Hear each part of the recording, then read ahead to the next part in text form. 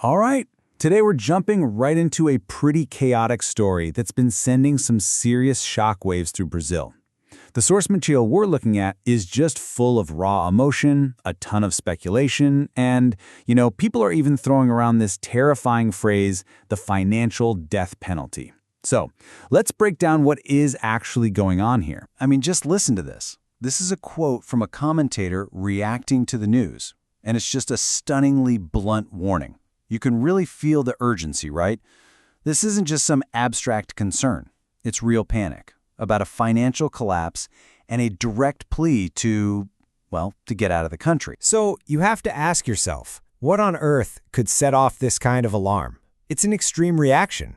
In this explainer, we're going to unpack the exact event that lit this fuse. Okay, so let's start with the catalyst. Section 1. A shocking warning. This is the piece of news that dropped and really kicked off the panic we just heard. And here it is.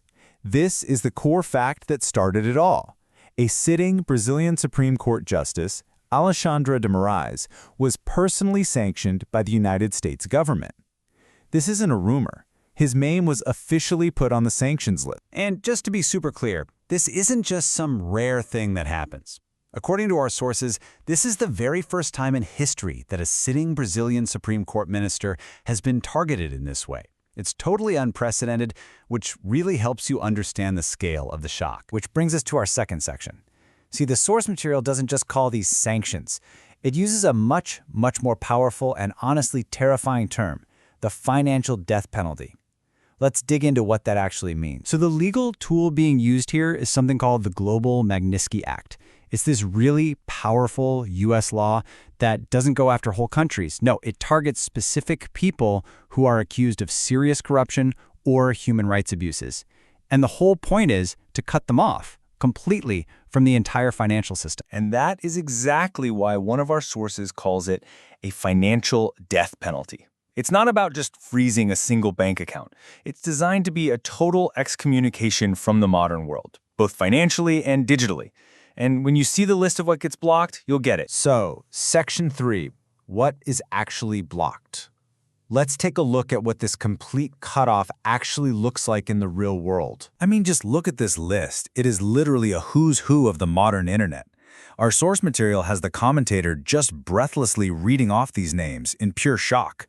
We're talking no PayPal or Wise for moving money, no Apple or Google accounts, no Amazon Web Services for hosting anything. You can't book a flight on Expedia or a stay on Airbnb.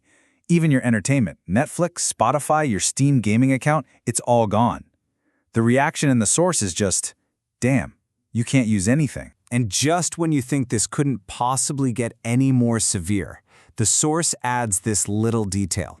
Get this, the blockade isn't just for the person sanctioned. It extends to all of their relatives. They, too, are forbidden from dealing with any of these companies. So this whole thing goes from being a personal punishment to one that affects an entire family. Now, this obviously isn't just about one guy. It's a huge geopolitical event. So in Section 4, we're going to zoom out and look at the bigger picture. A game of nations. How does a country like Brazil even start to think about responding to something like this? Usually, right? When one country makes a move against another's sovereignty, you expect some kind of strong tit-for-tat response. But the commentator in our source makes a completely different argument. He basically claims that Brazil has no way to retaliate. Not with its military, not with trade, nothing. The only option as he sees it is to just lower your head and live to fight another day. And he really hammers this point home with a powerful comparison. He says it over and over again for emphasis.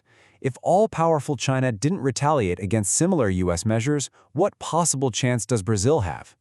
For him, this is proof positive that any kind of confrontation is just totally futile. But it's really important to look at the whole picture here. A second source we have gives some crucial nuance. It says that China actually did have a major retaliation planned. They were going to stop exporting rare earth minerals, but they ended up de-escalating after some negotiations.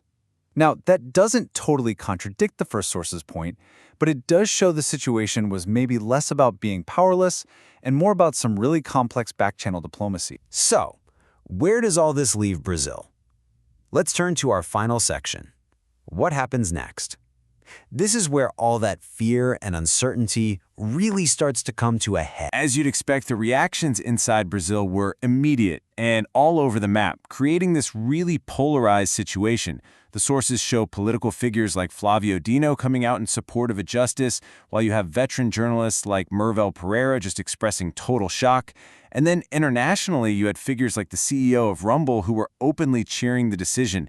It's an event that really truly split everyone. For the commentator in our main source, all of this points to one terrifying conclusion.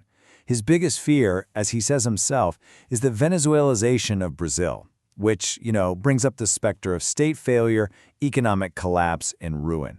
For him, the stakes just could not be any higher. And that really leaves us with the core tension of this whole story. Is this commentator's panic a totally justified, urgent warning of a collapse that's right around the corner? Or is it, as some people listening to him suggested, just a case of profound alarmism? The sources lay out the facts, and they definitely lay out the fear. But what it all truly means, well, that's the question we're left with.